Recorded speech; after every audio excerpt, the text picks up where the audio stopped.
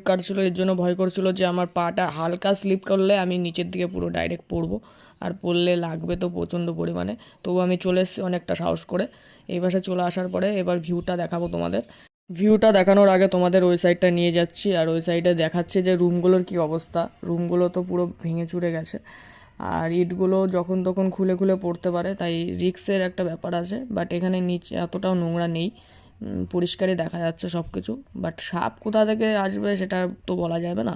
তোমরা এখানে চাইলেই আসতে পারো, বাট শীতকালে এসো, এখানে পিকনিক স্পটও আছে, পিকনিক করতে পারবে। আর চারিপাশটা যেহেতু জঙ্গল হয়ে গেছে পুরো, আর এখানে দেখো সিঁড়িটা পুরো ভেঙে গেছে।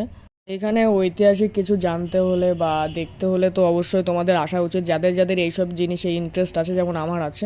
এরপরে দেখাবো তোমাদের আমি যে এই নীলকুঠির সামনে থেকে ভিউটা কতটা সুন্দর লাগে, ওই যে ভিউ।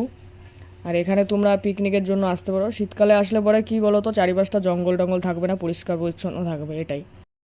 তো আসো, এই দিকটা তোমাদের ঘোরানো বাকি ছিল, এই দিকটা নীলকুঠির ওপরে এসে এই সাইড ওই সাইড দুই সাইডে তোমাদেরকে দেখানোর চেষ্টা করলাম। আর এটাই হচ্ছে শেষ, ওই যে ছাদ দেখা যাচ্ছে।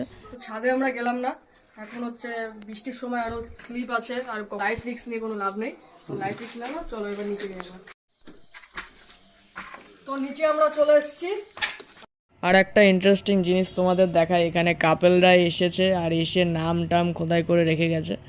তো দেখো, তোমরাও যদি কাউকে ভালোবাসো এখানে নাম লিখে যেতে পারো, যেহেতু এখানে ভঙ্গুর স্তূপ তো হয়েই গেছে। তো এইগুলো লিখলে আই থিঙ্ক কোনো একটা অসুবিধা হবে না, ঐতিহাসিক একটা ব্যাপার আছে তবুও। তো চলো এবার আমরা বাইরের দিকে যাই। আমরা নীলকুঠি থেকে বাইরের দিকে চলে এসেছি, আর এখানে চারিপাশে দোকান টোকানও আছে, আর দারুণ একটু জঙ্গল জঙ্গল টাইপের, বাট খুব ভালো লাগছে। তো তোমাদের নীলকুঠির চারিপাশটা ঘুরে দেখালাম, তোমরা চাইলে এখানে আসতে পারো। আর এরপরে আরও দেখা হবে তোমাদের আরও ছোটো ছোটো মিনি ব্লগে। তো মিনি ব্লগটা ভালো লাগলে সবাই একটা লাইক কমেন্ট অ্যান্ড শেয়ার করে দিও। আর দেখা হচ্ছে নেক্সট মিনি ব্লগে।